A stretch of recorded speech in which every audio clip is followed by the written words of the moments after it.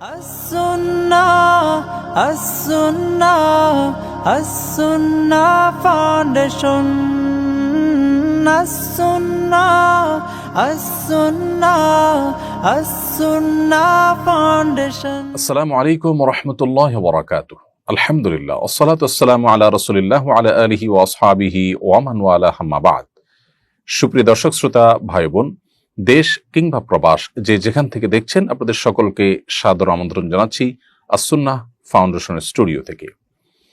আপনারা দেখছেন আস-সুন্নাহ ফাউন্ডেশন আয়োজিত সাপ্তাহিক প্রশ্ন উত্তরমূলক অনুষ্ঠান শরঈ সমাধানের 275তম রেকর্ডেড পর্ব। অন্যান্য দিনের মতো আজও ইনশাআল্লাহ বিইذনিল্লাহ ঘন্টা ব্যাপী থাকছে এবং আপনাদের করা জীবন জিজ্ঞাসার উত্তর কোরআন এবং হাদিসের আলোকে দেওয়ার চেষ্টা করছি। ওমা তৌফিক ইল্লা বিল্লাহ। প্রিয় দর্শক, আপনার যে কোনো জীবন জিজ্ঞাসা সংক্ষেপে স্পষ্ট করে মন্তব্যের ঘরে লিখুন। আমরা ইনশাআল্লাহ আপনার প্রশ্ন উত্তর দেওয়ার আপ্রাণ চেষ্টা অব্যাহত রাখবো। প্রিয় দর্শক, আপনারা এই অনুষ্ঠানটি দেখতে পাচ্ছেন আমাদের ভেরিফাইড ফেসবুক পেজে, আস-সুন্নাহ ফাউন্ডেশন ভেরিফাইড ফেসবুক পেজে, আমাদের ভেরিফাইড ইউটিউব চ্যানেল এবং অন্যান্য পেজ ও চ্যানেল সমূহে একযোগে যে কোনো জায়গায় প্রশ্ন করলেই ইনশাআল্লাহ আপনাদের প্রশ্নের উত্তর দেওয়ার চেষ্টা আমরা অব্যাহত রাখব। যে সমস্ত প্রশ্নের উত্তর আমরা একান্ত লাইভ অনুষ্ঠানে দিতে পারি না, সম্মানিত ওলামা ইকরাম, সাধারণত বিদগ্ধ মুফতি সাহেবগণ, আমাদের অফিসের সহকর্মীগণ, তারা পরবর্তী লাইভের পরবর্তী দিনগুলোতে আপনাদেরকে রিপ্লাইয়ের মাধ্যমে উত্তর দেওয়ার চেষ্টা করেন যতটুকু তাদের সম্ভব হয়। এর বাইরেও আস-সুন্নাহ ফাউন্ডেশনের অফিসিয়াল নম্বরে সকাল 9টা থেকে রাত 10টা পর্যন্ত যে কোনো সময় কল করে আপনার প্রশ্ন উত্তর জানার চেষ্টা করতে পারেন। সেখানেও একদল প্রশিক্ষিত ওলামা ইকরাম অপেক্ষা করেন আপনাদের ফোনের। আমাদের কল সেন্টারে আপনাদের সবাইকে স্বাগতম। প্রিয় দর্শক, চলুন বিলম্ব না করে আমরা প্রশ্নোত্তরের পালায় প্রবেশ করি। সাকিবুল ইসলাম সালমান লিখেছেন, আমি 14 বছরের কিশোর। এক সময় আমি স্কুলের কিছু শিক্ষকের, বিশেষ করে একজন প্রতিবন্ধী শিক্ষকের প্রতি বেয়াদবি করেছি। তারা তখন আমাকে বদদোয়া করেছিলেন। এখন আমি আমার ভুল বুঝতে পেরেছি, কিন্তু অনেক শিক্ষক মারা গেছেন, তাই সরাসরি মাপ চাইবার সুযোগ নেই। আমি কি আজীবনের জন্য অভিশপ্ত থাকব? এই বদদোয়া থেকে মুক্তি পাওয়ার উপায় কি? ভাই সাকিবুল ইসলাম সালমান, আপনার প্রশ্নের উত্তরে আমরা বলতে চাই, আপনি যে অপরাধ করেছেন সেটা অত্যন্ত জঘন্য, সেটা আপনি হয়তো নিজেও অনুমান করতে পারছেন। বান্দার হক এটা আল্লাহ রাব্বুল আলামিনও ক্ষমা করেন না। এবং নবী করিম সাল্লাল্লাহু আলাইহি ওয়াসাল্লাম বলেছেন, যদি তুমি কাউকে গালি দাও, কেউ যদি কাউকে গালি দেয় কিংবা কাউকে আঘাত করে, কারোর প্রতি জুলুম করে, তাহলে সেক্ষেত্রে দুনিয়াতে যেন সে সেটা চুকিয়ে আসে, তার কাছ থেকে মাপ চেয়ে দফা রফা করে আসে, কারণ কিয়ামতের দিন কেউ কাউকে ছাড় দিবে না। এখন আপনার হাতে সেই সুযোগটা নেই, কারণ অনেকে মারা গেছেন, অনেকে কোথায় আছেন আপনি হয়তো জানেন না। এমতো পরিস্থিতিতে আপনার প্রথম কাজ হবে তওবায়ে নাসুহা করা, যে আপনি জীবনে মৃত্যুর আগ পর্যন্ত আর কোনো মানুষের হক নষ্ট করবেন না, কারোর প্রতি জুলুম করবেন না, কারোর প্রতি অবিচার করবেন না, কাউকে গালমন্দ করবেন না। এবং আপনাকে পরিপূর্ণরূপে তওবা করতে হবে এবং সংকল্প করতে হবে, ইস্তেগফার করতে হবে, যেটুকু হয়েছে সেটার জন্য ক্ষমা প্রার্থনা, আর ভবিষ্যতে যেন না হয় তার জন্য সংকল্প আপনাকে করতে হবে। এর পাশাপাশি আল্লাহ তাআলার কাছে আপনি দোয়া করবেন যেন আল্লাহ তাআলা আপনার আচরণকে পরিবর্তন করে দেন, এবং যেই অপরাধ আপনার দ্বারা হয়েছে আল্লাহর কাছে মাপ চাইবেন যে আল্লাহ, আপনি আমাকে এটা থেকে মুক্তি নসিব করেন। কোন কোন আল্লাহর বান্দা, তারা যখন আল্লাহকে সন্তুষ্ট করতে পারেন, কিয়ামতের ময়দানে বিভিন্ন পাওনাদারদের কাছ থেকে আল্লাহ তাআলা ওই বান্দাকে মুক্ত করবেন, এই মর্মে বিভিন্ন রওয়ায়াত রয়েছে। সেজন্য আপনি আল্লাহর কাছে যত বেশি ইস্তেগফার করবেন, ক্ষমা চাইবেন, দোয়া করবেন, আপনার মুক্তির জন্য আপনি প্রার্থনা করবেন, আশা করা যায় আল্লাহ তাআলা আপনাকে মুক্তির পথ সুগম করবেন। এর পাশাপাশি যাদের প্রতি আপনি হক নষ্ট করেছেন মনে হয়, তাদের তরফ থেকে কিছু সাদাকা করে দেওয়ার পরামর্শ আপনাকে দিচ্ছি।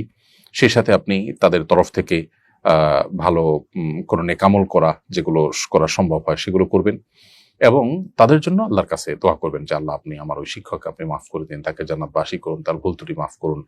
আপনি যখন এইভাবে তার জন্য দোয়া করবেন, তখন ইনশাআল্লাহ বিইذনিল্লাহ তাদের পক্ষ থেকে এটা আপনার জন্য ক্ষমার পথকে সুগম করতে পারে ইনশাআল্লাহ বিইذনিল্লাহ। আল্লাহ তাআলা আপনাকে রহম করুন, এবং রহমত যে আল্লাহর অনুগ্রহ, সেটা থেকে পুরোপুরি আশাহত হওয়া এটা কোনো অবস্থাতে জায়েজ নেই।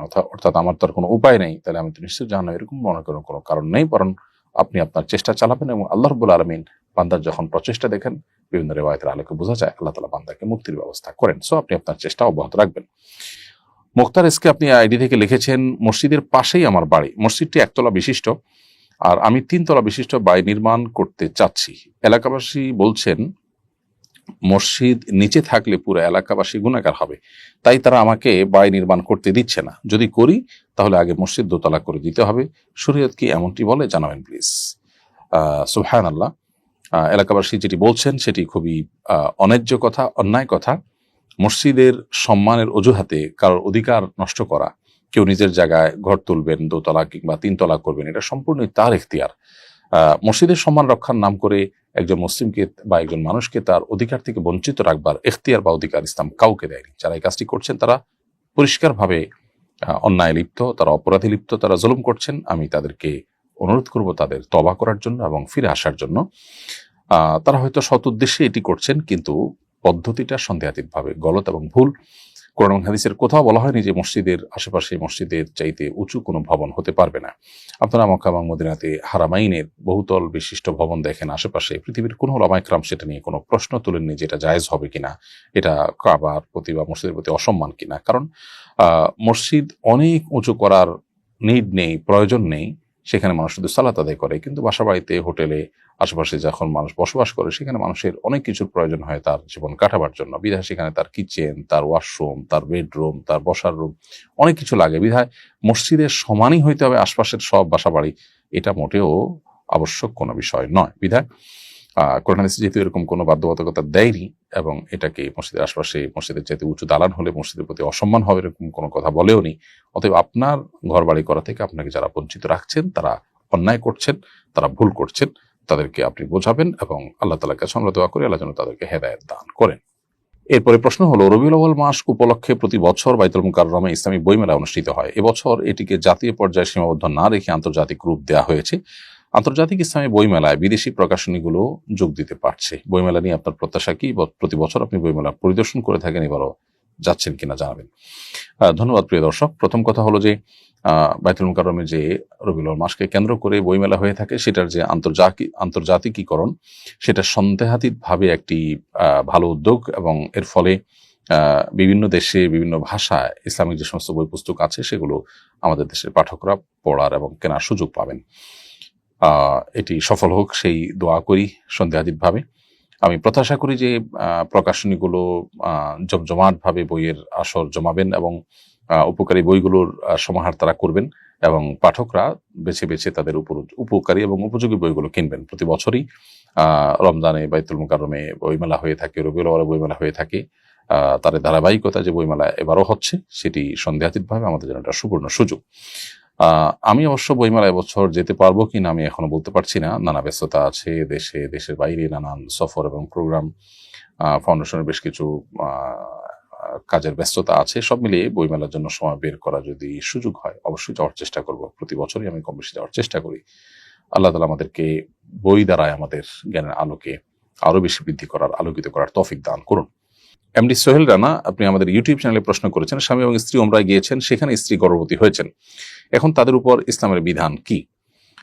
ভাই সোহেল রানা, উমরার সফরে যদি কেউ যান এবং উমরার সফরের যেই সময়টাতে শারীরিক সম্পর্ক স্বামী স্ত্রীর মধ্যে নিষিদ্ধ, সেরকম সময় যদি তারা শারীরিক সম্পর্ক করে থাকেন, অর্থাৎ এহরামের কাপড় পরে যখন তারা উমরার নিয়ত করেছেন তখন থেকে নিয়ে তওয়াফ সাই শেষ করে মাথার চুল পুরুষরা মুন্ডন করা, নারীরা ছোট করা, তার আগ পর্যন্ত এই যে সময়টা, এই সময়টার মধ্যে যদি স্বামী স্ত্রীর মধ্যে শারীরিক সম্পর্ক হয়ে থাকে, তাহলে দেখতে হবে যে এটা তওয়াফের আগে হয়েছে কিনা। তওয়াফের যদি 4 চক্কর সম্পন্ন করার আগেই এরকমটি হয়ে থাকে, সেটা হোটেলে হতে পারে, তওয়াফের আগে হতে পারে, মাঝে যদি এরকম শারীরিক সম্পর্ক হয়ে থাকে, তাহলে সেক্ষেত্রে উমরা ভঙ্গ হয়ে যাবে, উমরাটা আবার আদায় করতে হবে। এবং এই যে এহরামরত অবস্থায় যে সমস্ত বিষয়গুলো নিষিদ্ধ, সেগুলো না মানার কারণে, অর্থাৎ স্বামী স্ত্রীর সম্পর্ক, শারীরিক সম্পর্ক কিংবা যৌনতা সংশ্লিষ্ট ক্রিয়াকর্ম থেকে বেঁচে থাকাটা আবশ্যক এই এহরামরত অবস্থাতে, সেটা তারা লঙ্ঘন করেছেন। সেজন্য তাদেরকে দম দিতে হবে, অর্থাৎ একটা ছাগল অথবা দুম্বা বা ভেড়া, এটা মক্কায় জবাই করে গরিবদেরকে খাওয়াতে হবে, কিংবা কোনো প্রতিষ্ঠানকে দায়িত্ব দিতে হবে। পাশাপাশি এই উমরা যে তাদের এই উমরাতে যে অসুবিধা তৈরি হলো বা তারা যে সমস্যা সৃষ্টি করলেন, এটার জন্য এই উমরা যদিও কন্টিনিউ তারা করবেন, শেষ করবেন, কিন্তু পরবর্তীতে উমরার কাজাও তাদেরকে করতে হবে, অর্থাৎ আরেকটা উমরা তাদেরকে হারাম করে নতুন করে করতে হবে।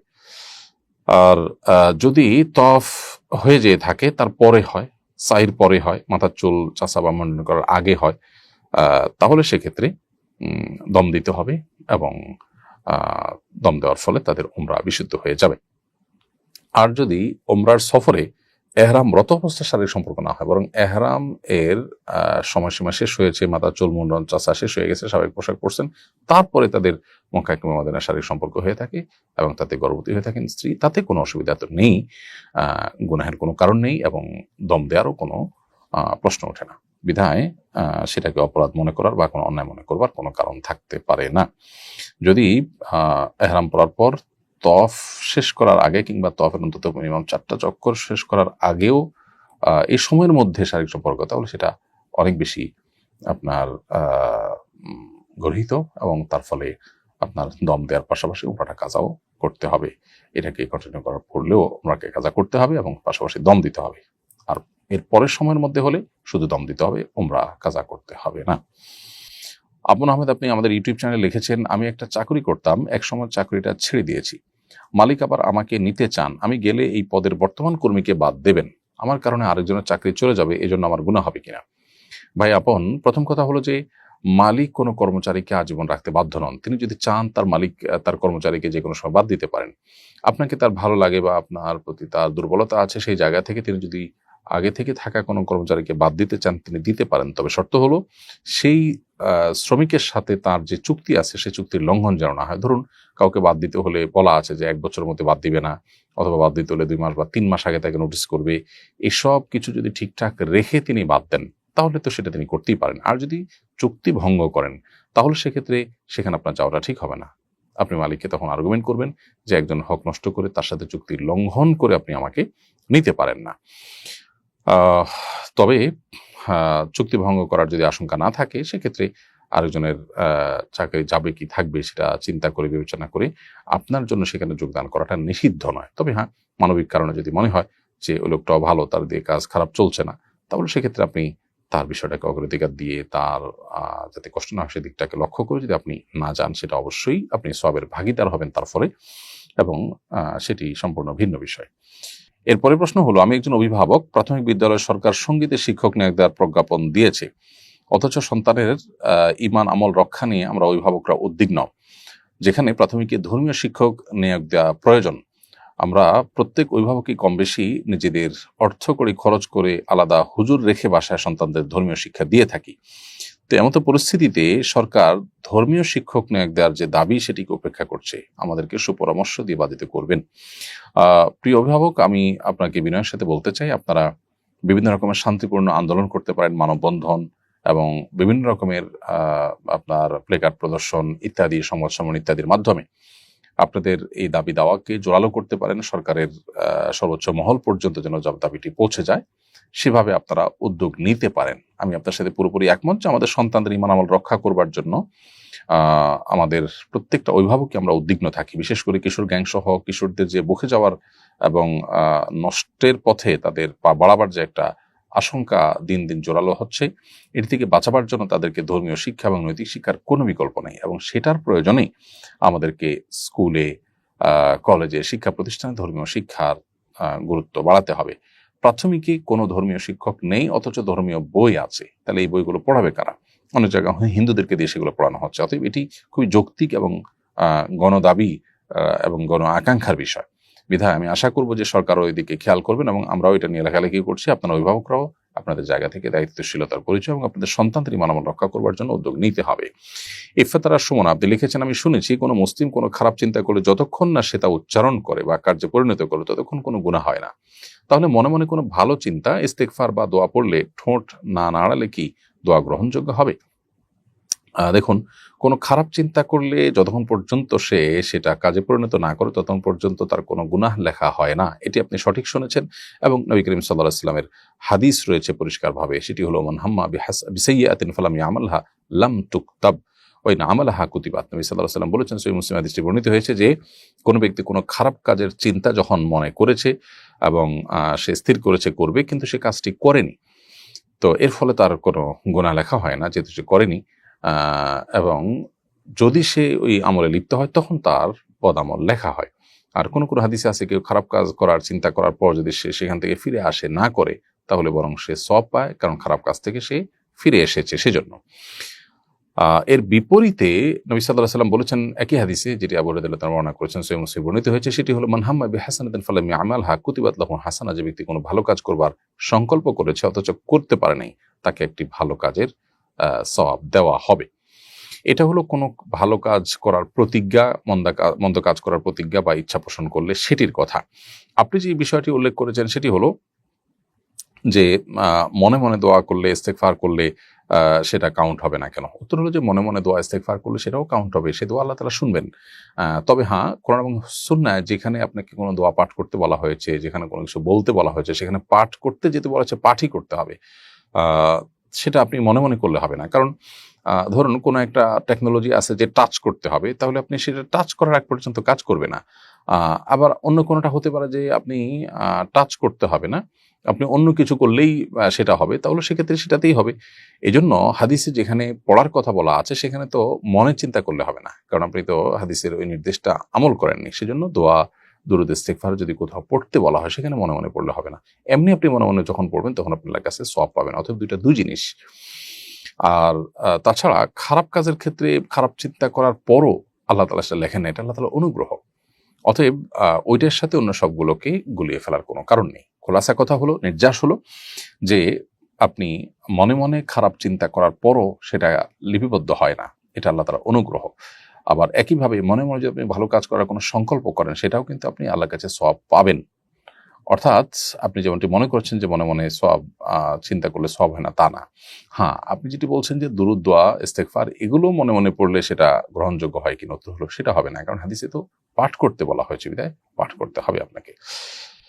ফারজান আখতার আপনি লিখেছেন, বাবা ছেলে একসাথে ব্যবসা করে জমি কিনেছে, এখন এই জমির মালিক কে হবে? বাবা বলেছে আমি জীবিত থাকা অবস্থায় ছেলে মালিক নয়, আর এদিকে বাবা তার ইচ্ছামতো এক কাঠা জমি বিক্রিও করে দিচ্ছেন। বনফার জানা, বাবা এবং সন্তান যদি একসাথে যৌথ কোনো ব্যবসা করেন, তাহলে সেক্ষেত্রে তারা বাবা সন্তান একই পরিবারের মানুষ হওয়া সত্ত্বেও তাদের যে আর্থিক লেনদেনের ক্ষেত্রে চুক্তি হয়েছে, সেই চুক্তি তাদেরকে রক্ষা করে চলতে হবে। অর্থাৎ ব্যবসায়িক চুক্তি অনুযায়ী বাবা এবং সন্তান উভয়কে কিন্তু কাজ করতে হবে। মুনাফা তাদের মধ্যে যেভাবে ভাগ করার কথা ঠিক সেভাবে ভাগ করতে হবে।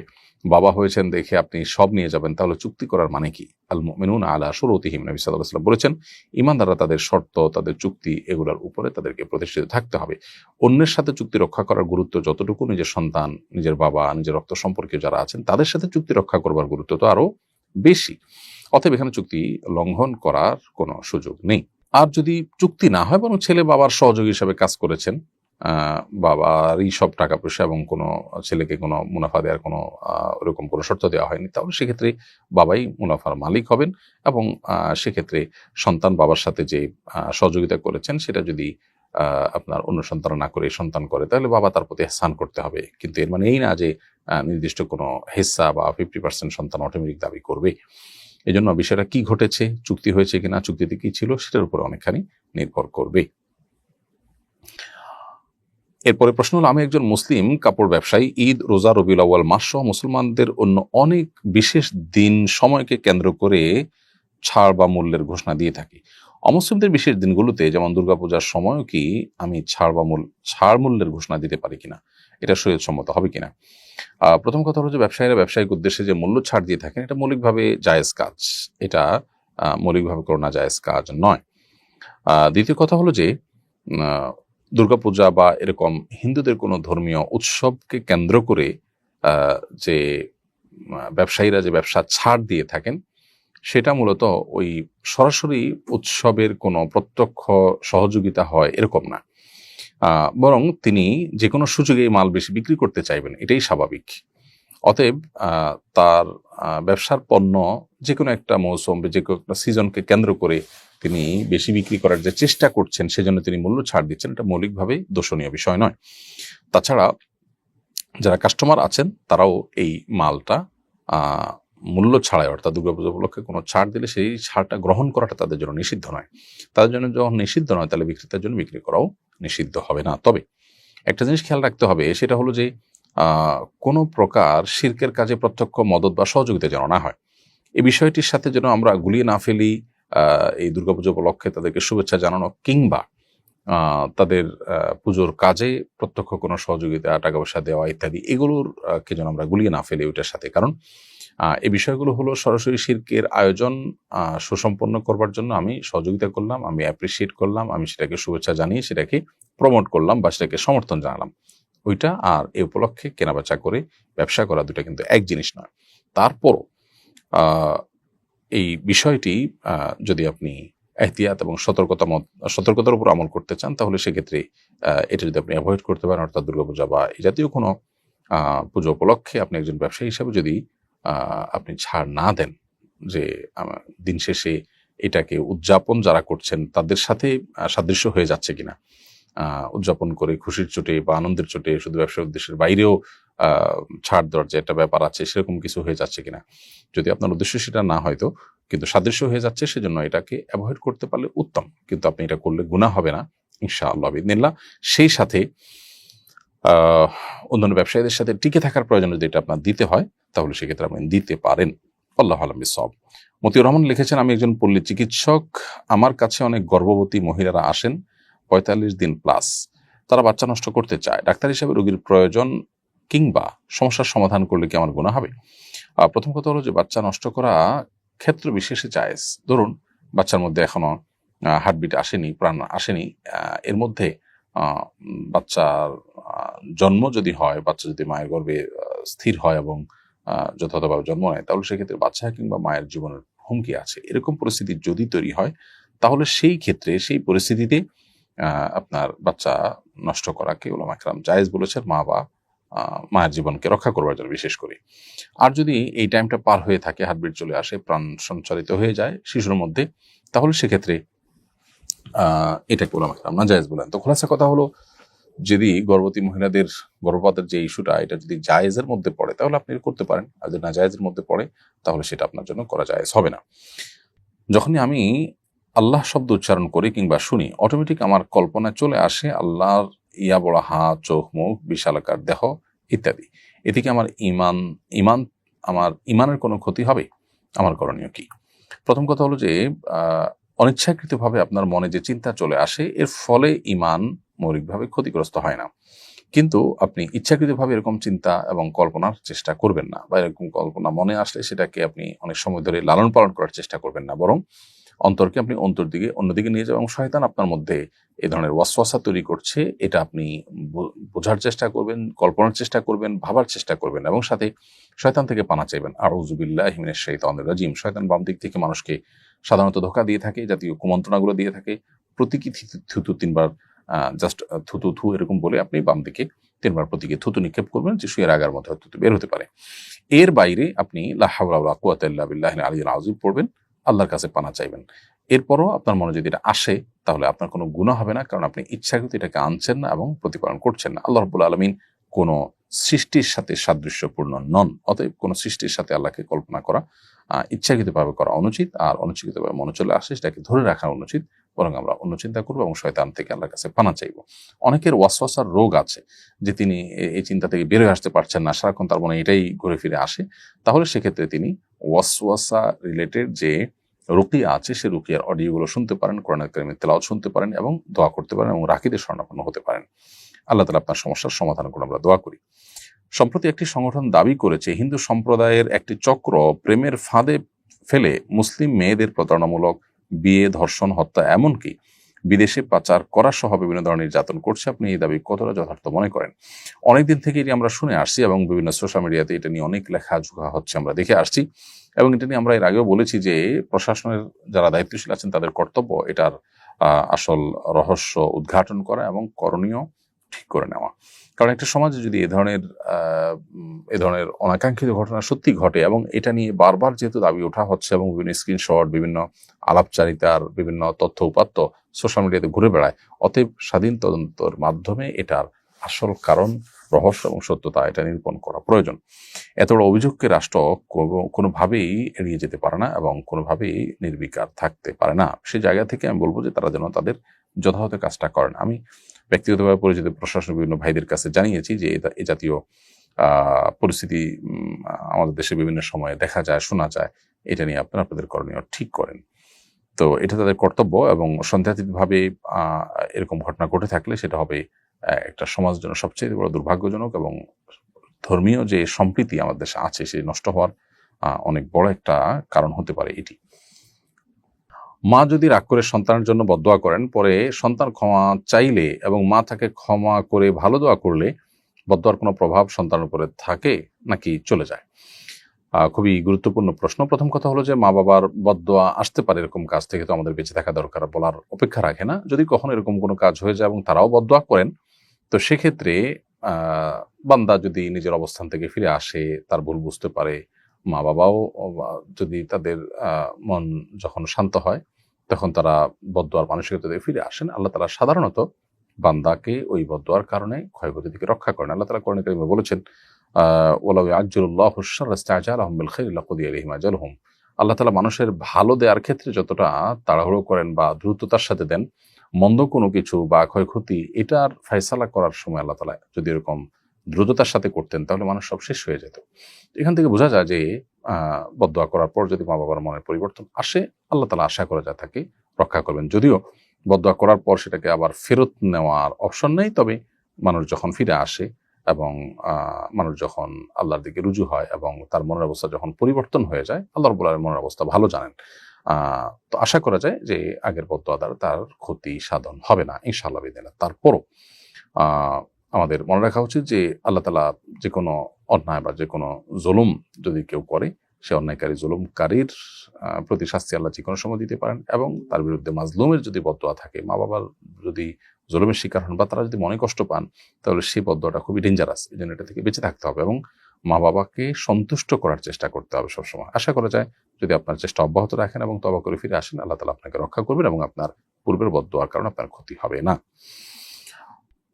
এরপরে প্রশ্ন করেছেন মিসেস শাকিল, আপনি লিখেছেন আইডি থেকে, আমার স্বামী আমাকে বাবার বাড়ি যেতে দেয় না। তার মন চাইলে যেতে দেয়, মন না চাইলে যেতে দেয় না। আমাদের পারিবারিক কোনো সমস্যা নেই। আমি কি স্বামীর অনুমতি ছাড়া বাবার বাড়ি যেতে পারবো? প্রিয় বোন, আপনার প্রশ্নের উত্তরে বলতে চাই যে যে কোনো স্ত্রী তার বাবার বাড়ি যাওয়া, বাবা মার সাথে সম্পর্ক রাখা, যোগাযোগ রক্ষা করা, এটা তার অধিকার।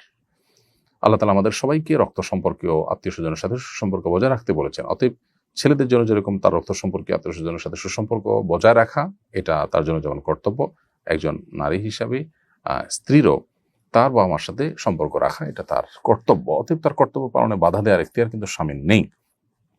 বিধায় আপনার স্বামী যদি আপনাকে মোটেই আপনার শ্বশুর বাড়িতে, আপনার বাবার বাড়িতে যেতে না দেন, তাহলে তিনি অন্যায় করছেন এবং তার তওবা করা উচিত। আর যদি তিনি আপনাকে যেতে দেন, কিন্তু হয়তো আপনি অনেক ঘন ঘন যান, সেই জায়গায় তিনি বাধা সৃষ্টি করেন, এরকম যদি হয়, তাহলে সেক্ষেত্রে সেটা অন্যায় হবে না। এজন্য আসলে দেখা উচিত যে আপনি কি পরিমাণ যেতে চান, তার রেশিওটা কি।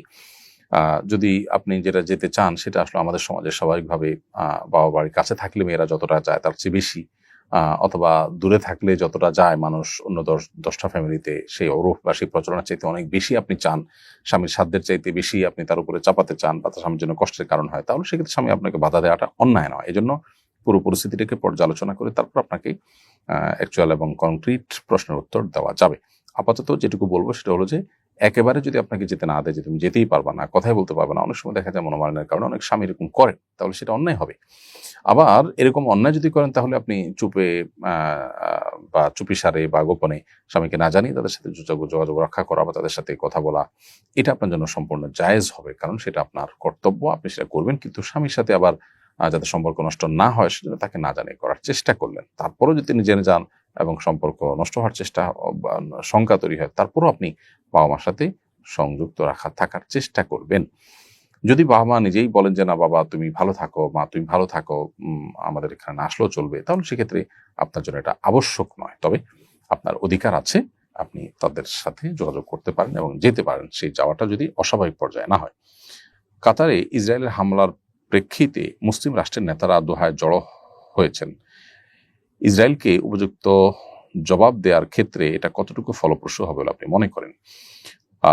দেখুন, দুঃখের একটি বিষয় হলো যে আরব মুসলিম রাষ্ট্রগুলোর নেতারা বসেছেন এবং এই ধরনের বসাবসির আগেও হয়েছে, যেখানে অভিশপ্ত রাষ্ট্র একটি মুসলিম রাষ্ট্রে হামলা করেছে এবং অনধিকার চর্চা করেছে। পৃথিবীর ইতিহাসে সবচেয়ে বড় জুলুম যারা করে চলেছে, তাদের এহেন কর্মকাণ্ডে মুসলিম দেশগুলো যে পরিমাণ শক্তি সামর্থ্য নিয়ে তারা এটাকে প্রতিরোধ করা দরকার ছিল, অন্তত তাদের জায়গা থেকে যে জোরালো প্রতিবাদ এবং কার্যকর ভূমিকা নেওয়ার কথা ছিল, তার ধারে কাছেও কোনো সময়ই মুসলিম রাষ্ট্রগুলো নিতে পারেনি। এটা আমাদের জন্য দুর্ভাগ্যের বিষয়। অতএব তাদের এই বসার দ্বারা যে কি হবে সেটা আসলে বলা কঠিন, এবং সেটা নিয়ে অনেক বেশি আশাবাদী হওয়ারও জায়গা খুব বেশি নেই। তারপরও একটা জিনিস ভালো লেগেছে, তা হলো এই যে আরব মুসলিম রাষ্ট্রের নেতারা একত্র হয়েছেন, তারা ন্যাটোর মতো করে আরব মুসলিম রাষ্ট্রগুলোর একটি আলাদা সামরিক জোট গঠন করবার কথা তারা তুলেছেন। এটা সন্দেহাতীতভাবে প্রশংসনীয় এবং ইতিবাচক।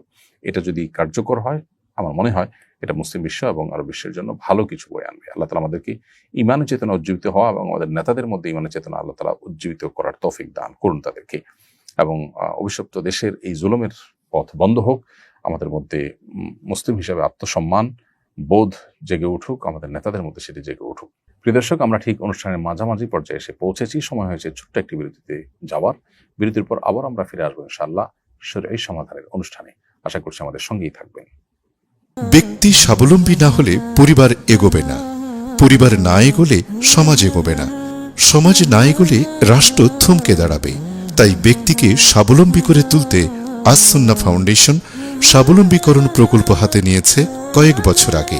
এই প্রকল্পের আওতায় শুধু 2024 সালেই 2052 জনকে 30,000 টাকা মূল্যের স্বাবলম্বী উপকরণ দেওয়ার পর বেশিরভাগই ঘুরে দাঁড়িয়েছে।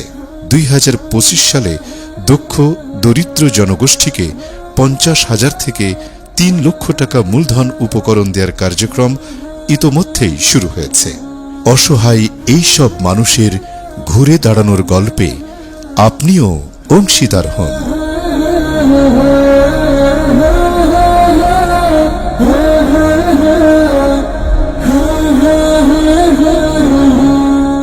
বিরতির পর আবার আপনাদেরকে স্বাগতম জানাচ্ছি শরীয়ত সমাধান অনুষ্ঠানে। আমার ছেলেকে প্রাইভেট মাদ্রাসায় পড়াই। মাদ্রাসাটা ভাড়া ভবনে পরিচালিত হয়। ওয়াক্তিয়া নামাজ ওরা মাদ্রাসার ভেতরেই পড়ে, জুমার নামাজও ভেতরেই পড়ে। ভাড়া ভবনে জুমার নামাজ আদায় করলে নামাজ হবে কিনা, বাইরে বের হলে নাকি ছাত্ররা পালিয়ে যাওয়ার সম্ভাবনা আছে। প্রথম কথা হলো যে যেই জায়গায় ওয়াক্তিয়া নামাজ আদায় করছে তারা ভাড়া ভবনে, সেখানে তারা জামাতের সাথে জুমার নামাজ আদায় করলেও আদায় হয়ে যাবে। অতএব তাদের নামাজ হয়ে যাবে, এতে কোনো সন্দেহ নেই। তবে নামাজ, বিশেষ করে জুমার নামাজ মসজিদে গিয়ে পড়াটাই হলো শরিয়ার নির্দেশ এবং সেটাই কর্তব্য। কোনো ওজোরের ভিত্তিতে যদি মসজিদে না যেয়ে কোনো ভবনে আদায় করা হয় তাহলে সেটা জায়েজ আছে, তবে এটা মূল নিয়ম না। এখন কোনো মাদ্রাসা যদি নিয়মিত এরকম করতে থাকে যে সবসময় ভবনের মধ্যে নামাজ পড়ে মসজিদে না যায়, তাহলে সেক্ষেত্রে সত্যিই যদি সন্তানদের, শিক্ষার্থীদের বড় রিস্ক থাকে। অনেক মাদ্রাসা থাকে যে অনেক বেশি বাইরে আবাসিক নির্ভর এবং অনেক বেশি দুষ্ট ছেলেপেলে থাকে যাদের কন্ট্রোল করা কঠিন হয়ে যায়, মসজিদ দূরে হয়। এরকম সব পরিস্থিতি পর্যালোচনা করার পর যদি মনে হয় যে হ্যাঁ, এটা আসলে তাদের জন্য বিপদের কারণ হতে পারে এবং আপাতত তাদের জন্য এটাই সবচেয়ে উত্তম বিকল্প, তাহলে ঠিক আছে।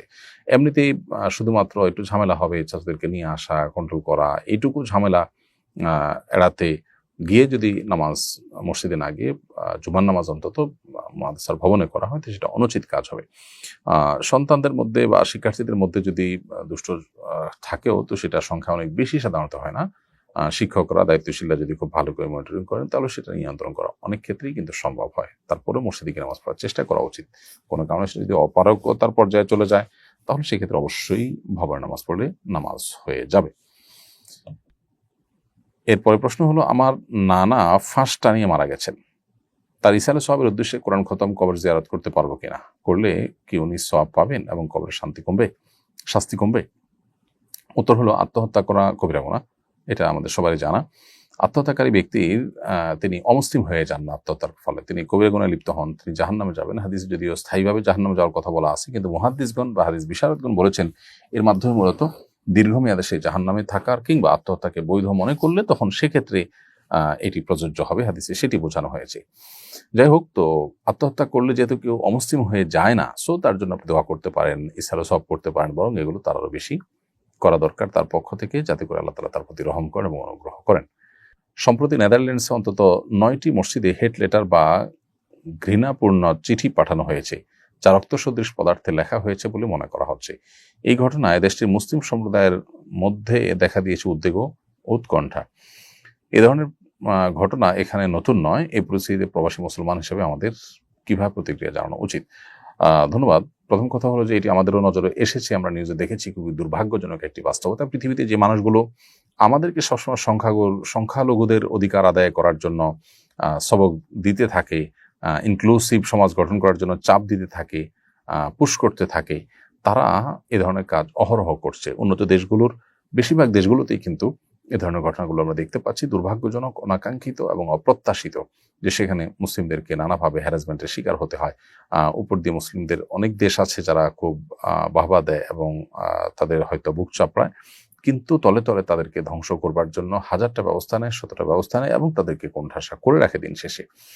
তো এই ধরনের পরিস্থিতি কোনো দেশে যদি হয়, তাহলে সেক্ষেত্রে সেখানকার সার্বিক পরিস্থিতি বিবেচনা করে, পর্যালোচনা করে তারপর করণীয় ঠিক করতে হবে। এই জন্য ধৈর্য, প্রজ্ঞা এবং দায়িত্বশীলতার সাথেই সিদ্ধান্ত গ্রহণ করতে হবে এবং সেখানকার বাস্তবতাকে বিবেচনা করতে হবে, তারপরে উপযোগী প্রতিক্রিয়া জানাতে হবে। তো আমি যেহেতু সেখানে বসবাস করি না, সেখানকার পুরোপুরি পরিস্থিতি আমি ওয়াকিফাল নই, অতএব এই বিষয়ে আপনাকে সরাসরি আমি গাইডলাইন করলাম না। তবে আপনাদের দক্ষ, বিদগ্ধ, দূরদর্শী ওলামা ইকরাম, দায়ী এবং দায়িত্বশীল বর্গ মুসলিম নেতৃবৃন্দ যারা আছেন, তাদের বলবো যে তারা যেন নিজেদের সার্বিক অবস্থাকে বিবেচনা করে যথাযথ করণীয় তারা ঠিক করেন। তবে সন্দেহাতীতভাবে এগুলোর বিরুদ্ধে আমরা যৌক্তিকভাবে লেখালেখি করা, আমাদের সামাজিক যে আপনার সচেতনতা সৃষ্টি করার কাজ, এবং তারা যে বিশেষ করে যারা আমাদেরকে মানবতার সবক দেয়, মানবাধিকারের সবক দেয়, তারা যে নিজেরাই এগুলোকে লঙ্ঘন করছে, এই সমস্ত ঘটনার মধ্য দিয়ে সেটাকে আমরা প্রকাশ করতে পারি। এমনি সজীব হোসাইন, আপনি লিখেছেন, আমি একজন পাইকারি ব্যবসায়ী, যে খুচরা ক্রেতার ইনকাম হারাম, তার কাছে পণ্য বিক্রি করা জায়েজ আছে কিনা এবং বিক্রি করলে সেই টাকা আমার জন্য হালাল হবে কিনা? ধন্যবাদ। উত্তর হলো, প্রথমত ক্রেতা আপনাকে কোন টাকা দিচ্ছে বা কিসের টাকা দিচ্ছে সেটা জানা আপনার কর্তব্য না। খুঁটে খুঁটে আপনি জিজ্ঞেস করা আপনার জন্য আবশ্যক নয়। যদি ক্রেতা নিজেই বলে যে আমি এটা হারাম টাকা দিয়ে কিনছি, তাহলে সেক্ষেত্রে আপনি সেটা তার কাছে বিক্রি করা থেকে বিরত থাকা উত্তম। কারণ হলো আপনি তার হারাম টাকাকে গ্রহণ করছেন, অ্যাকসেপ্ট করছেন আপনি জেনে শুনে। যদি হারামটা হারাম আইনহি হয়, সেটা তো কোনো অবস্থাতেই জায়েজ নয়। অর্থাৎ ধরুন শুকুর গোশত এনে বললো এটার বিনিময়ে তোমার কাছে আমি ওইটা কিনছি, তাহলে এটা তো জায়েজ হবেই না, হারামই হবে আপনার জন্য নেওয়া, যদি আপনি জানেন। আর দ্বিতীয়ত হলো, যদি হারাম লেগাইরিহি হয় বা উপার্জনগত কারণে হারাম, মূল জিনিসটা হারাম না, ধরুন টাকা তিনি উপার্জন করেছেন হারামভাবে, চুরি করেছেন, ঘুষের মাধ্যমে টাকাটা নিয়েছেন, এরপর যদি আপনাকে বলেন যে এটা ঘুষের টাকা, জাস্ট এটা চুরির টাকা, তাহলে সেক্ষেত্রে আপনার সেক্ষেত্রেও এটাকে অ্যাভয়েড করা আপনার জন্য তাকওয়ার সাথে অধিকতর সামঞ্জস্যপূর্ণ হবে। এরপরে প্রশ্ন হলো, আমি একটা হাসপাতালে ইনভেস্ট করেছি, সেখানে অনিসলামিক অনৈতিক কিছু কাজ হয় বলে আমি জানি, কিন্তু এই কাজগুলো বন্ধ করা বা নিষেধ করার মতো একক ক্ষমতা আমার নেই, সেখান থেকে প্রাপ্ত মুনাফা আমার জন্য হালাল হচ্ছে কিনা? প্রিয় দর্শক, প্রথম কথা হলো যে হাসপাতালের বিজনেস তো মৌলিকভাবে হালাল, সেখানে আপনি ইনভেস্ট করতেই পারেন, কিন্তু যেই হসপিটালে আপনি ইনভেস্ট করবেন সেখানে বা করেছেন সেখানে ইতিমধ্যে অনিসলামিক এবং অন্যায় এবং গুনাহের কাজ, হারাম কাজ হয় এবং সে কাজ করে টাকা উপার্জন হয় আপনি জানেন, এরকম হলে সেখানে আপনি আপনার ইনভেস্ট না রেখে সেখান থেকে আপনি বেরিয়ে আসা কিংবা সেটাকে সংশোধন করার উদ্যোগ নেওয়া উচিত। আপনি বলেছেন যে সেটাকে সংশোধন করবার সক্ষমতা আপনার নাই, আপনি তাদেরকে আল্লাহর জন্য সতর্ক করবেন এবং বিনয়ের সাথে তাদেরকে দাওয়াত দিবেন তার জন্য হারাম থেকে সরে আসে। আর পাশাপাশি তাদেরকে যদি আপনি সরাতে না পারেন, তাহলে নিজে আপনি সেখান থেকে সরে আসবেন, কারণ আপনার টাকা দিয়ে কোনো হারাম উপার্জন হবে সেটি ইচ্ছাকৃত এবং জেনে শুনে আপনি অনুমোদন দিতে পারেন না। যদি কোনো কারণে সেখান থেকে ইনভেস্ট তুলে আনাটা আপনার জন্য টাফ হয়, জটিল হয়, কঠিন হয়, তাহলে সেক্ষেত্রে যতদিন পর্যন্ত আপনি এটা তুলতে না পারছেন ততদিন পর্যন্ত আনুপাতিক হারে যে পরিমাণ হারাম উপার্জন হয়ে থাকে কোম্পানি, সেখান থেকে আপনার ভাগে আনুপাতিক যেটুকু আসে সেটুকু আপনি সাদাকা করে দিবেন, সেটুকু আপনি ভোগ করবেন না এবং আপনি দ্রুততার সাথে এখান থেকে সরে আসার চেষ্টা করবেন। আর নিজে থেকে সেখানে যদি পরিবর্তন সাধন করবার চেষ্টা করতে পারেন, সেটা অবশ্যই প্রশংসনীয় হবে, যেন গুনাহের দুয়ার বন্ধ হয়ে যায়। হাসি ফুটুক, আপনি এআইডি থেকে আমাদের ইউটিউব চ্যানেলে প্রশ্ন করেছেন, আমি একজন প্রবাসী, আমার একান্ত ব্যক্তিগত প্রায় 5.5 লক্ষ টাকা ক্যাশ হয়েছে, যেগুলো আমি বিভিন্ন খাতে ইনভেস্ট করে রেখেছি। ভাবছি ফাইনাল এক্সিটে দেশে গিয়ে ছোটখাটো একটা ব্যবসা করবো। এখন প্রশ্ন হলো, এই টাকার উপর কি আমার হজ ফরজ হয়ে গেছে? প্রিয় ভাই প্রবাসী, আপনাকে বলছি যে আপনার ব্যক্তিগত যে 5.5 লক্ষ টাকা ক্যাশ হয়েছে, সেগুলো আপনি বিভিন্ন জায়গায় ইনভেস্ট করে রেখেছেন। এই টাকা যদি আপনার কাছে হাতে আসার পর হজ করবার মতো কোনো সুযোগ তৈরি হয়, ধরুন আমাদের দেশে টাকা আসার পর একটা সময় প্রি রেজিস্ট্রেশন করতে হয়, এই সময়সীমার মধ্যে আপনার কাছে টাকা আসে, তাহলে আপনাকে অবশ্যই হজ করতে হবে। অর্থাৎ টাকা আসছে, আপনি হজ করার মতো টাকা পেয়েছেন, তাহলে আপনাকে হজের জন্য টাকা জমা দিয়ে দিতে হবে। আর যদি এমন হয় যে না, সে সময়সীমা পার হয়ে গেছে, এখন আর টাকা জমা দেওয়ার সুযোগ নাই, তাহলে তো আপনার উপর এখন হজ ফরজ হলো না। কিন্তু পরবর্তীতে আবার যখন হজের জন্য টাকা জমা দেওয়ার সুযোগ তৈরি হবে বা শুরু হবে, তার আগে আগে যদি আপনি খরচ হয়ে যায়, ইনভেস্ট করে ফেলেন কোনো জায়গায়, এবং এমন জায়গায় ইনভেস্ট করেন যেটা আসলে কলকারখানা করেছেন, জমি জমা কিনেছেন, এই টাইপের যদি ইনভেস্ট করেন, তাহলে সেক্ষেত্রে আপনার হজ ফরজ হবে না। তাহলে খোলাসা কথা হলো, যদি আপনার কাছে এই টাকা আসার পর হজের জন্য টাকা জমা দেওয়ার সুযোগ থাকে, ওই সময়টা আপনি পান, আর টাকাটা আপনার কাছে থাকে ইনভেস্টে বা ক্যাশে, ব্যাংকে, যেখানে হোক, তাহলে সেক্ষেত্রে আপনার উপর হজ ফরজ হবে। কারণ হজের মৌসুমগুলোতে হজ করার মতো টাকা থাকলে তার জন্য হজ ফরজ হয়। এখন বাংলাদেশ থেকে বা আপনি যেখানে আছেন সেখান থেকে আপনি হজ করার জন্য বাংলাদেশ থেকে এসে বা ওখান থেকে যে টাকা লাগে, আপনার যে টাকা আছে সেটাতে যথেষ্ট হয়ে যায়, তাহলে আপনাকে হজ করতে হবে। আর যদি এই টাকা আপনার দিয়ে হজ করা সম্ভব না হয়, ধরুন 5 লাখ টাকা হজ করা যায় না বাংলাদেশ থেকে, অথবা আপনি সৌদি আরবে আছেন, সেখানে হজ করার জন্য ধরুন 10,000 রিয়াল লাগে, আপনার 10,000 রিয়াল নাই, আরো কম আছে, এরকম যদি হয়, তাহলে তো আপনার উপর হজ ফরজ হবে না। তাহলে যদি যে টাকা আছে সে টাকা দিয়ে হজ করার মতো সামর্থ্য থাকে এবং হজ করার জন্য টাকা জমা দেওয়ার সুযোগ থাকে, তাহলে আপনার জন্য হজ করা আবশ্যক হবে। অন্য কাজ পরে করবেন এবং আল্লাহ তাআলা বরকত দান করবেন জীবনে। আপনি যখন হজ করে ফেলবেন, হাদিসে নবী সাল্লাল্লাহু আলাইহি ওয়াসাল্লাম পরিষ্কারভাবে বলেছেন যে হজের মাধ্যমে মানুষের দারিদ্র দূর হয়, আল্লাহ তাআলা মানুষের অভাব দূর করে দেন, বরকত আসে মানুষের জীবনে। এজন্য আপনার হজ আপনি করবেন। আর যদি যেটা কাছে টাকা দিয়ে হজ করা না যায়, অথবা হজ করার মতো টাকা কিন্তু হজের টাকা জমা দেওয়ার সময় এখনো আসে নাই, তাহলে সেক্ষেত্রে আপনার হজ ফরজ হয়নি এখনো, এবং পরবর্তীতে হজের টাকা জমা দেওয়ার আগে আগে আপনি টাকা যদি এমন খাতে খরচ করে ফেলেন যে টাকা থেকে আপনার হজ করাটা আবশ্যক হয় না, যেমন জমি কিনেছেন, অন্য কিছু করেছেন, বা এমন কিছু করেছেন যেটার উপার্জনের উপরে আপনার জীবিকা নির্বাহ করতে হয়, আপনার ফ্যামিলি ডিপেন্ডেন্ট, তাহলে ওটা বিক্রি করে আপনার হজ যাওয়া ফরজ নয়। এরপরে প্রশ্ন করেছেন তাহমিনা খান, আপনি লিখেছেন মেয়েদেরকে হাফেজা নাকি আলেমা কোনটা বানানো ভালো এবং উত্তম হবে? সন্দেহাতীতভাবে হাফেজের চাইতে আলেমের মর্যাদা অনেক বেশি, কোরআন হাদিস মুখস্থ করার চাইতে বোঝা এটা গুরুত্ব অনেক বেশি। সেই জায়গা থেকে হাফেজের চাইতে যদি হাফেজ আলেমা দুইয়ের যে কোনো একটা আপনাকে করতে হয়, তাহলে আলেমা বানানোটা বেশি উত্তম। তবে দুইটা যদি করার সুযোগ থাকে সেটা অবশ্যই ভালো এবং সবচেয়ে উত্তম, সেটা বলার অপেক্ষা রাখে না। মনির হোসেন, আপনি লিখেছেন আমি মাধ্যমিক পরীক্ষা নকল করেছি, এখন আমার কি পাবলিক বিশ্ববিদ্যালয়ে পড়া হারাম হবে নাকি মাধ্যমিক পরীক্ষা আবার দিতে হবে? ভাই মনির হোসেন, যদি আপনি নকল করে পাশ করে থাকেন, তো সেজন্য আপনি গুনাহ করেছেন, আল্লাহর কাছে তওবা করতে হবে, ইস্তেগফার করতে হবে। তবে যথাযথ প্রক্রিয়া আপনি অংশগ্রহণ করেছেন, করে পাবলিক পরীক্ষায় বিশ্ববিদ্যালয়ে আপনি ভর্তি হয়েছেন, তো সেটা হারাম হবে না আপনার জন্য আগের পরীক্ষা নকল করার কারণে। এরপরে প্রশ্ন হলো, আমরা মরে গেলাম ঋণের দায়ে আর খাওয়ার অভাবে, এমন চিরকুট লেখা আত্মহত্যা করেছিলেন মিনারুল ইসলাম। আত্মহননের আগে তিনি হত্যা করেছিলেন স্ত্রী ও 2 সন্তানকে। নিহতদের নামে 40 অনুষ্ঠিত হয়েছে। এই আয়োজন করতেও আবার পরিবারকে ঋণ নিতে হয়েছে। অনেক স্থানে 40 করাকে অনিবার্য মনে করা হয়, না করলে মানুষ কূট কথা বলে। এবারে কিছু বলুন প্লিজ। খুবই গুরুত্বপূর্ণ বিষয়, এবং এই বিষয়ে গণমাধ্যমে নিউজ হয়েছে, আমরা সেটা দেখেছি, আমাদের চোখে পড়েছে। খুবই দুর্ভাগ্যজনক একটি ঘটনা। এই ঘটনার দুটি দিক আছে, আমি দুটি দিককেই সংক্ষেপে ব্যাখ্যা করার চেষ্টা করছি। প্রথম কথা হলো, কোনো মানুষের মৃত্যুর পর 40 3 দিন আর 7 দিনের নামে যে আনুষ্ঠানিকতা হয়ে থাকে, এর সাথে ইসলামের কোনো সম্পর্ক নেই। কোরআন হাদিস কোথাও আমাদেরকে এরকম কিছু করতে বলেনি, অথচ আমাদের দেশে এটি চলে আসছে এবং প্রতিষ্ঠিত হয়ে আসছে। হিন্দুদের শ্রাদ্ধ, যেটি তাদের কেউ মারা যাওয়ার পর তারা খাবার আনুষ্ঠানিকতার মধ্য দিয়ে পালন করে থাকে, সেটাই আমাদের মধ্যে চলে আসছে। আমরা যারা মুসলিম আছি, তারা না বুঝে না জেনে ইসলামের নামে এ ধরনের বিদআতে লিপ্ত হচ্ছি, এবং এর ফলশ্রুতিতে আমরা একদিকে গুনাহগার হচ্ছি, অপরদিকে অন্য মানুষের উপরে জুলুম চাপিয়ে দিচ্ছি। এই যে ঘটনা, মিনারুল ইসলাম তিনি সপরিবারে যে আত্মহত্যা করলেন, তিনি গুনাহের কাজ করেছেন, তিনি সবর করতে পারেননি। আল্লাহ তাআলা তাকে, তার পরিবারকে মাগফিরাত করুন, যারা মারা গেলেন তাদেরকে আল্লাহ তাআলা রহম করুন, এবং মিনারুল ইসলাম যিনি নিজে কষ্ট সহ্য না করতে পেরে এই ঘটনা ঘটিয়েছেন, আল্লাহ তাআলা তাকেও ক্ষমা করে, আমরা দোয়া করি, সেটা ভিন্ন বিষয়। কিন্তু তাদের মৃত্যুর পর যেখানে তারা ঋণগ্রস্ত হয়ে মারা গেছেন, সেখানে তাদের ঋণ পরিশোধ করবার জন্য সমাজের মানুষের উদ্যোগ নেওয়া দরকার ছিল। তা না করে তারা আবার তাদের পরিবারের উপরে 40 চাপিয়ে দিয়েছে, এবং সেখানে প্রায় 100 বা কম বেশি মানুষ সেখানে খেয়েছে। তো এটা কত বড় নির্মমতা সেটা বলার অপেক্ষা রাখে না। ধর্মের ভুল ব্যাখ্যা যদি সমাজে প্রতিষ্ঠিত হয় তাহলে সেক্ষেত্রে মানুষ ক্ষতিগ্রস্ত হয়। এটা তার একটা উদাহরণ। বাংলাদেশের মানুষ যেহেতু ধর্মপ্রাণ, অতএব এখানে ধর্মের সঠিক শিক্ষা, ধর্মের সঠিক চর্চা এটা অনেক গুরুত্বের সাথে থাকতে হবে। না থাকলে আমরা দিন শেষে ক্ষতিগ্রস্ত হব। এই ঘটনার দ্বারা সেটি বোঝা যাচ্ছে। এরকম আরো অনেক ঘটনা হয়তো ঘটে থাকে।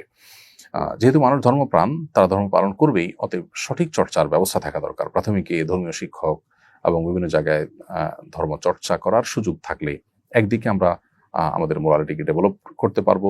আমাদের সমাজে কিশোর গ্যাং সহ যে সমস্ত অনাচার আমরা দেখতে পাচ্ছি, যে সমস্ত অনভিপ্রেত বিষয় আমরা দেখতে পাচ্ছি, সেগুলো থেকে মুক্তি লাভ করবো। অপর দিক থেকে আমাদের ধর্মের সঠিক জ্ঞান হবে, তার ফলে আমরা আলোকিত হবে, সমাজ আলোকিত হবে এবং এই জাতীয় কুসংস্কার থেকে আমরা বাঁচতে পারবো। ইসলাম কোনো মানুষের মৃত্যুর পর 40 3 দিন 7 দিন এরকম কোনো আনুষ্ঠানিকতার কথা বলেনি, অথচ এটাকে আমরা সমাজে অনেকেই খুব গুরুত্বের সাথে পালন করে থাকি। এটা দুর্ভাগ্যজনক একটি বিষয়। এই ঘটনা আরেকটি দিক হলো বিভিন্ন ঋণ, বিশেষ করে সুদী ঋণ যেগুলো বিভিন্ন প্রতিষ্ঠানগুলো দিয়ে থাকে গ্রামে গঞ্জে, এ সমস্ত ঋণের কারণে গরিব মানুষরা যে অনেকেই কুরে কুরে শেষ হয়ে যায় সেটি বলার অপেক্ষা রাখে না। জনাব মেহেরুল ইসলাম কি কারণে আত্মহত্যা করেছেন, তার ঋণটা কি এই টাইপ ছিল সেটা আমরা জানি না, কিন্তু আমরা এটুকু জানি যে এই তথাকথিত ক্ষুদ্র ঋণ ইত্যাদির নামে যে সুদভিত্তিক ঋণের বিশাল জাল বিছানো হচ্ছে, এই জালে আটকা পড়ে বহু মানুষ নিঃস্ব হয়েছেন, শেষ হয়েছেন, অনেকে জীবন পর্যন্ত শেষ হয়ে যাচ্ছে এবং ফ্রাস্ট্রেশনে ভুগছেন, গরিব মানুষ আরো গরিব হয়ে যাচ্ছেন। এই সমস্ত ঋণের মাধ্যমে কিছু মানুষের হয়তো সাময়িক উপকার হয়, কিন্তু স্পিরিচুয়ালি এবং নানা দিক থেকে গরিব মানুষ বা ঋণ গ্রহীতারা সবচেয়ে বেশি ধ্বংস হয় এবং যারা ঋণ দিয়ে থাকে সেই প্রতিষ্ঠানগুলো আরো ধনী হয়, তারা আরো বেশি সচ্ছল হয় এবং সমৃদ্ধ হয়। অতএব আমাদেরকে কর্জে হাসানা চালু করতে হবে। আসনা ফাউন্ডেশন থেকে সেটি আমরা করব চিন্তা করছি অনেক দিক থেকে, কিন্তু আমাদের সীমাবদ্ধতা অনেক বেশি। অন্য যত প্রতিষ্ঠান আছে, যাদের সুযোগ আছে, ছোট্ট পরিসর হলেও কর্জে হাসানার এই প্রচলন আমাদেরকে চালু করতে হবে। প্রত্যেক এলাকাতে মসজিদ কর্তৃপক্ষ উদ্যোগ নিয়ে সে এলাকার দরিদ্র অভাবী মানুষদের দরিদ্র এবং তাদের কষ্ট দূর করবার জন্য, তাদের দারিদ্র এবং তাদের কষ্ট দূর করবার জন্য উদ্যোগ নেওয়া উচিত। তাহলে ইনশাআল্লাহ বিদিল্লাহ এই ধরনের ঘটনা হয়তো ঘটবে না। সেই সাথে দিনের সঠিক শিক্ষাটা আমাদের সমাজে ব্যাপকভাবে বিস্তার করতে হবে। এরপরে প্রশ্ন হলো, আমার খুব কাছের বন্ধু আমাকে কালো জাদু করেছে, দিন দিন আমি অসুস্থ হয়ে পড়েছি, গতকাল রাতে 2 রাকাত নামাজ পড়ে ওর জন্য বদদোয়া করেছি, কিন্তু এখন আমার কেমন যেন লাগছে, নামাজ পড়ে কার জন্য বদদোয়া করা আগে ঠিক হয়েছে? প্রথম কথা হলো যে আপনার বন্ধু আপনাকে ব্ল্যাক ম্যাজিক করেছে বা জাদু করেছে, এটা যদি আপনি নিশ্চিতভাবে জানেন, শতভাগ নিশ্চিত হন, তাহলে সেক্ষেত্রে আপনি তাকে উপযুক্ত পাওনা যেন সে পায়, সে তার কর্মের শাস্তি যেন পায়, সেটা আল্লাহর কাছে নিবেদন করার ইখতিয়ার আপনার আছে। এটা হলো প্রথম কথা। দ্বিতীয় কথা হলো, যদি সে আপনার কালো জাদু করেছে এরকম কোনো নিশ্চয়তা আপনার কাছে না থাকে, বরং শুধু ধারণা হয়, ধারণার ভিত্তিতে আপনি তার জন্য আসলে বদদোয়া করা, অকল্যাণ কামনা করা কিংবা তাকে খারাপ মনে করার কোনো কারণ নেই। বরং আপনি জাদু থেকে মুক্তির জন্য আল্লাহ তাআলার কাছে দোয়া করবেন, রুকিয়া করবেন, আল্লাহ আপনাকে শেফা দান করুন, আমরা সেই দোয়া করি। এরপর প্রশ্ন হলো, আমি নার্সের কাজ করি, অনেক সময় পুরুষ রোগীর শুশ্রূষা করতে হয়, গোসল করানো, প্রস্রাবের সময় সহযোগিতা, মৃত্যু পথযাত্রী, রোগীর সাথে রোগীর পাশে থাকা সহ অনেক ব্যক্তিগত কাজ করতে হয়। একজন নারী নার্স হিসাবে এ ধরনের দায়িত্ব পালন করা শরীয়তের দৃষ্টিতে কেমন? প্রথম কথা হলো যে পুরুষ রোগীদের জন্য পুরুষ নার্স রাখা উচিত, এটাই হলো ইসলামের নির্দেশ। দুর্ভাগ্যজনক বাস্তবতা, মুসলিম সংখ্যাগরিষ্ঠ দেশেও সেই কালচার গড়ে ওঠেনি এবং আমরা পশ্চিমা কালচারকে অন্ধের মতো নিজের গায়ে মাখাচ্ছি। আমাদের যে দিনী চেতনা সেটাকে আমরা একেবারে অ্যাভয়েড করছি এবং বলতে গেলে আমাদের উপরে চাপিয়ে দেওয়া হচ্ছে। কালচারালি আমরা খুবই মাইনর এবং খুবই সংখ্যালঘু হয়ে বসবাস করছি এই দেশে এবং এই পৃথিবীতে। খুবই দুর্ভাগ্যজনক বাস্তবতা। যদি কোথাও পুরুষ নার্স না থাকে এবং রোগীর স্ত্রী, তার মাহরাম, আত্মীয় স্বজনের কেউ যদি থাকে করার মতো, তাহলে তারা করবেন তার খেদমত। যদি সেরকম কেউ না থাকে, তাহলে সেক্ষেত্রে আপনি একজন নার্স হিসাবে তার অপারগতা বশত তার সব কাজ শুশ্রূষা আপনি করতে পারবেন। এর বাইরে এটাকে আপনি পেশা হিসাবে নিয়ে যদি আপনি কাজ করেন, তাহলে আপনার পর্দার বিধান লঙ্ঘন করা সহ আল্লাহ তাআলার যে সমস্ত বিধান আপনাকে অমান্য করতে হচ্ছে, সেগুলোর জন্য আপনি গুনাহগার হবেন। বিকল্প কোনো উপার্জনের পথ আপনি খোঁজা উচিত এবং সেই সাথে কেন মেয়েদের এবং পুরুষদের নার্সিং করতে পারবে না সে ব্যাপারে জোরালো দাবি তোলা উচিত। আমাদের দেশে দীর্ঘদিন থেকে মেয়েদের জন্য নার্সিং পেশায় কোটা রাখা হয়েছে এত বেশি যে পুরুষরা সেখানে খুব একটা চান্স পায় না। তো পুরুষ রোগীদের সেবা শুশ্রূষা করতে গিয়ে নারীরা নানাভাবে হেনস্থার শিকার হন, যৌন নিগ্রহের শিকার হন, তাদের নিয়ে নানা জল্পনা কল্পনার জগতে নোংরা চিন্তা করবার পথ উন্মোচিত হয়। তো এটা কখনো নারীর প্রতি সম্মান প্রদর্শন হতে পারে না, কখনো নারীর অধিকার আদায় করা হতে পারে না। এটা আমাদের বোঝার চেষ্টা করতে হবে। আল্লাহ রাব্বুল আলামিন আমাদেরকে আমাদের অধিকারকে প্রতিষ্ঠা করবার তৌফিক দান করুন। আমাদের সবাইকে আওয়াজ তুলতে হবে সমাজের সমস্ত অনাচার বন্ধ করবার জন্য। তামান্না বিনতে ফারুক লিখেছেন, স্ত্রী অসুস্থ হলে অনেক স্বামী তার চিকিৎসা পূর্ণ না করেই তালাক দিয়ে অন্যত্র বিবাহ করেন। এ ব্যাপারে শরীয়তের বিধান কি? বোন তামান্না, এটা অমানবিক এবং স্বার্থপরতামূলক কাজ। স্ত্রী অসুস্থ হলে স্ত্রীকে সেবা শুশ্রূষা করা এটা স্বামী হিসেবে তার কর্তব্য। ঠিক একইভাবে স্বামী অসুস্থ হলে স্ত্রী স্বামীকে সেবা শুশ্রূষা করা তাদের কর্তব্য পরস্পরের। এখানে যদি স্ত্রী অসুস্থ হওয়ার কারণে স্বামী তাকে ফেলে অন্য কাউকে বিয়ে করেন কিংবা তাকে তালাক দিয়ে দেন, তাহলে সেটা এক প্রকার অন্যায়। কারণ অসুস্থতা এটা আল্লাহ তাআলার তরফ থেকে হয়ে আসে। অতএব স্বামী হিসাবে স্ত্রীর পাশে থাকাটা এটা আমি বেশি গুরুত্বপূর্ণ। সেটা না করে তিনি যদি তাকে তালাক দেন কিংবা অন্য কাউকে বিয়ে করেন কোনো যৌক্তিক গ্রাউন্ড ছাড়া, তাহলে সেক্ষেত্রে স্ত্রীকে কষ্ট দেওয়া, স্ত্রীকে এই মুহূর্তে অসুস্থ স্ত্রীকে আরো বেশি কষ্ট দেওয়া, এটা ইনসাফপূর্ণ কাজ নয়। এবং ইমানদারদেরকে আল্লাহ তাআলা কোরআনে বারবার করে ইনসাফ করতে বলেছেন। আল্লাহ বলেছেন, ওয়াশিরুহুন্না বিল মারুফ, তোমরা তোমাদের স্ত্রীদের সাথে সুন্দরভাবে দিনাতিপাত করো, সংসার করো। এটা সুন্দরভাবে সংসার করা হলো না যে স্ত্রী অসুস্থ হলো আর আপনি স্বার্থপরের মতো সে অসুস্থতা থেকে হয়তো আরোগ্য লাভ করবে না, হয়তো এমন রোগ হয়েছে যে রোগটা অনেক জটিল বা কঠিন, ক্যান্সার ধরা পড়েছে বা এরকম কিছু, আপনি সেটা আঁচ করতে পেরে অনেক টাকা খরচ হবে, আপনি তার চিকিৎসা না করে তাকে অ্যাভয়েড করলেন, তালাক দিলেন, বা আপনি বিকল্প চিন্তা করলেন। এটা না করে আল্লাহর উপর তাওয়াক্কুল করে চিকিৎসা করা উচিত। একই কাজ অনেক স্ত্রীও করেন, যে স্বামী হয়তো বড় কোনো রোগে ধরা পড়েছে, তখন তার কাছে ডিভোর্স নিয়ে তিনি অন্য কোথাও বিয়ে বসছেন। এটাও স্বার্থপরের মতো কাজ, মুসলিম সুলভ কাজ নয়। আল্লাহর উপর তাওয়াক্কুল করতে হবে। পৃথিবীটা খুবই সংক্ষিপ্ত, জীবনটা খুবই সংক্ষিপ্ত। অতএব এই ক্ষণস্থায়ী পৃথিবীতে সংক্ষিপ্ত জীবনে আপনি শান্তির আশায় এমন কোনো কাজ করবেন না যেটা আপনার আখিরাতকে নষ্ট করবে, অন্য মানুষের বদদোয়া আপনি পাবেন। সেটি আমাদের খেয়াল রাখতে হবে। হ্যাঁ, স্ত্রী যদি অসুস্থতার কারণে দীর্ঘদিন অসুস্থ থাকেন, এর ফলে স্বামী যদি তার চরিত্র হেফাজত করার ব্যাপার এবং প্রশ্ন ওঠে, স্ত্রী দ্বারা সেটি যদি না হয়, তাহলে সেক্ষেত্রে তার চরিত্র রক্ষা করার মতো আপনার স্পর্শকাতর প্রয়োজনকে কেন্দ্র করে যদি তার বিকল্প কোনো পথ না থাকে, দীর্ঘদিন ধরে এভাবে চলতে থাকার কারণে তিনি অন্যপায় হয়ে অন্যত্র বিয়ে করেন, আর আরো জনকে বিয়ে করেন, তাহলে সেটা কিন্তু অন্যায় হবে না। অর্থাৎ পুরো বিষয়টা পরিস্থিতি পর্যালোচনা করে তারপরে দেখতে হবে যেটা কতটা ন্যায় অন্যায়। তবে সন্দেহাতীতভাবে স্ত্রী অসুস্থ হলে তাকে তার ব্যবহার করা, বহন করা স্বামীর উপর কর্তব্য, ওয়াজিব, সেটা তাকে পালন করতে হবে। এরপর বোন জাহানারা বেগম, আপনি আমাদের ইউটিউব চ্যানেলে লিখেছেন, ঘুমাতে যাওয়ার সময় মোবাইলে কোরআন ছেড়ে ঘুমালে কোনো অসুবিধা আছে কিনা? উত্তর হলো, কোরআনে কারীম মূলত আমরা তেলাওয়াত শোনার উদ্দেশ্যে কোনো অডিও চালু করে রাখতে পারি, এবং যদি আপনার উদ্দেশ্য থাকে যে আমি শুনতে শুনতে ঘুমিয়ে যাব, তাহলে সেক্ষেত্রে এটা মৌলিকভাবে কোনো গুনাহের বিষয় নয়। তবে উত্তম হয় যদি আপনি এমন কোনো সিস্টেম করে রাখতে পারেন যে আপনার ঘুমে আসতে হয়তো আধা ঘন্টা লাগবে, তো নির্দিষ্ট সময় পর্যন্ত তেলাওয়াত চললো, আপনি মনোযোগ দিয়ে সেটা শুনলেন, শুনতে শুনতে ঘুমিয়ে পড়লেন, এরপর এটা নির্দিষ্ট সময় বন্ধ হয়ে গেল, সেটা হলে ভালো। কারণ কোরআনে কারীম আপনি যদি রুকিয়ার উদ্দেশ্যে চালু করেন কিংবা তেলাওয়াত শুনে সওয়াব আহরণ করার উদ্দেশ্যে তেলাওয়াত চালু করেন, তাহলেও সেক্ষেত্রে শোনাটা গুরুত্বপূর্ণ। বাট আপনি ঘুমায় যাচ্ছেন আর ঘন্টায় ঘন্টা সেটা চলছে, বিদ্যুৎ বিল উঠছে কিংবা ব্যাটারি চার্জ যাচ্ছে কিংবা সেটা কেউ শুনছে না অথচ এটা চলছে, তো এরকমটি করা অনুত্তম। যদি এরকম করেন তাতে গুনাহ হবে না, কারণ কোরআন তেলাওয়াত চালু করার সময় কেউ যদি হইচই না করে, অসম্মানজনক কিছু না করে, তাহলে মৌলিকভাবে এমনিতে কোরআন তেলাওয়াত চললে যে গুনাহ হয় ব্যাপারটা সেরকম না। কিন্তু তেলাওয়াত চললে সেটা শোনার উদ্দেশ্যেই কোরআন তেলাওয়াত চলবে এবং তেলাওয়াত করা হবে, শোনানো হবে, উচ্চস্বরে কোরআন তেলাওয়াত চালু করে রাখা হবে, সেটা শোনার উদ্দেশ্যেই হবে। এটাই হলো উচিত এবং মৌলিক। অতএব নির্দিষ্ট সময় বন্ধ করার ব্যবস্থা থাকলে সেটা সবচেয়ে ভালো হয়।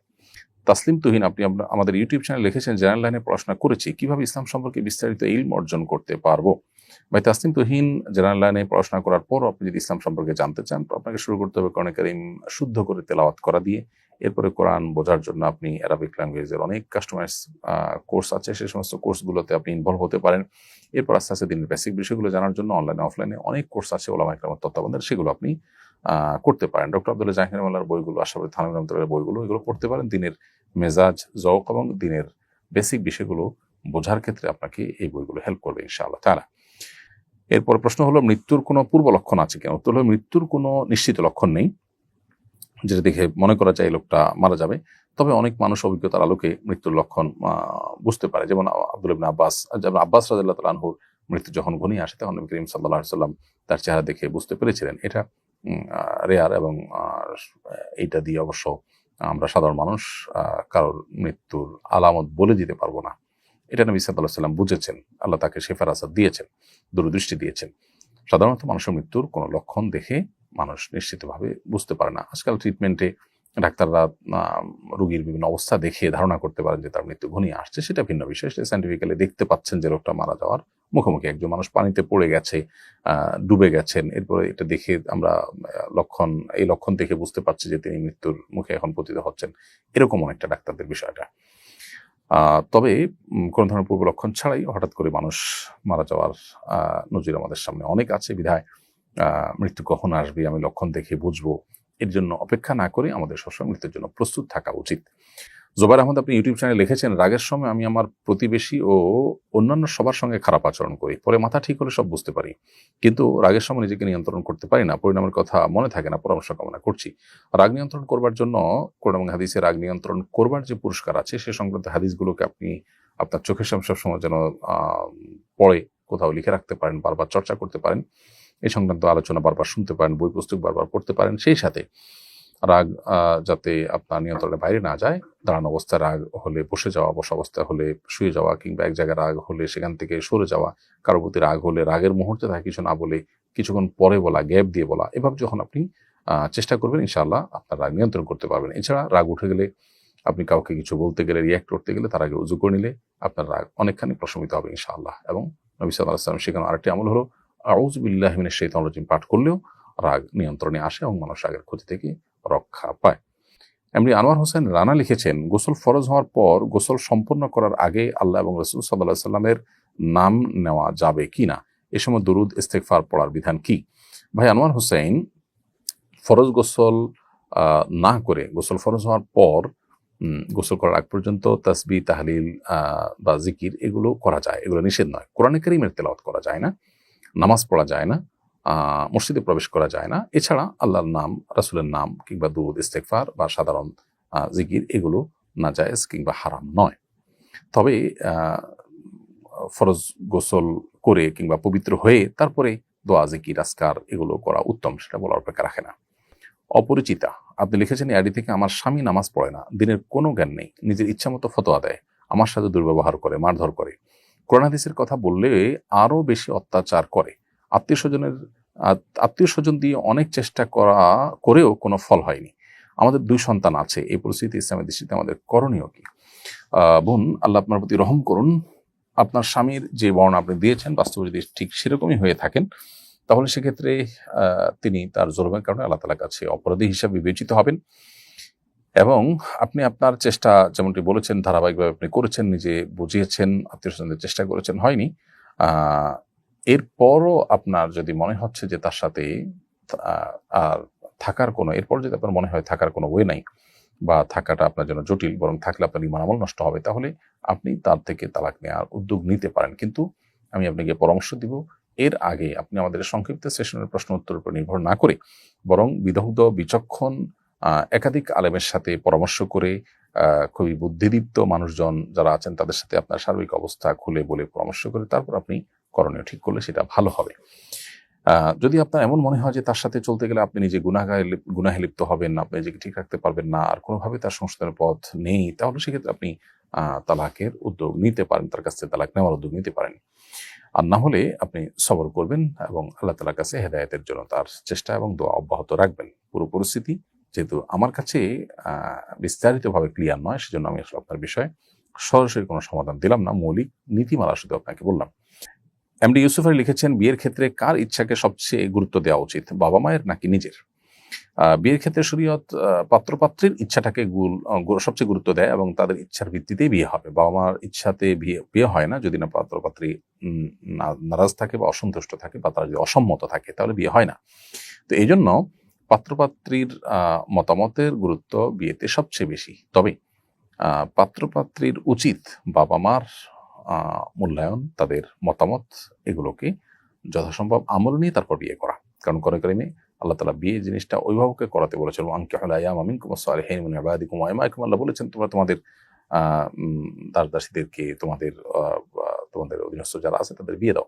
এখানে অভিভাবককে দায়িত্ব দেওয়া হয়েছে কিন্তু বিয়ে দেওয়ার জন্য, সেজন্য তাদের মতামত নেওয়াটা সন্তানদের কর্তব্য। ভেবেচিন্তে বিজ্ঞজনদের সাথে পরামর্শ করে যেটা অধিক কল্যাণকর মনে হবে সেটাকেই প্রাধান্য দেওয়া উচিত। অনেক সময় দেখা যায় সন্তানরা নিজেরা অনভিজ্ঞ হওয়ার কারণে তারা তাদের কল্যাণ কোথায় হবে এটা বুঝে উঠতে পারে না। এই জন্য বাবা মায়ের আশ্রয় নেওয়া উচিত, তাদের সহযোগিতা নেওয়া উচিত, এবং ইসলাম সেটাই আমাদেরকে করতে বারবার উৎসাহিত করেছে। অভিভাবকের বিষয়টি বিয়েতে এই জন্য গুরুত্বপূর্ণ, কিন্তু মূল এই ক্ষেত্রে সিদ্ধান্ত দেওয়ার মালিক কিন্তু পাত্র পাত্রী। বাবা মার ওপিনিয়ন নেবেন এবং সেটাকে শ্রদ্ধার সাথে বিবেচনা করে সেটাকে আমল নিয়ে তারপরে তারা আগানোর চেষ্টা করবেন। আমাদের ঘরের পুরো দেয়াল আয়নার মাধ্যমে ডিজাইন করা, নামাজে দাঁড়ালে নিজের পুরো দেহ আয়নায় দেখা যায়, এতে আমার নামাজে কোনো সমস্যা হবে কিনা?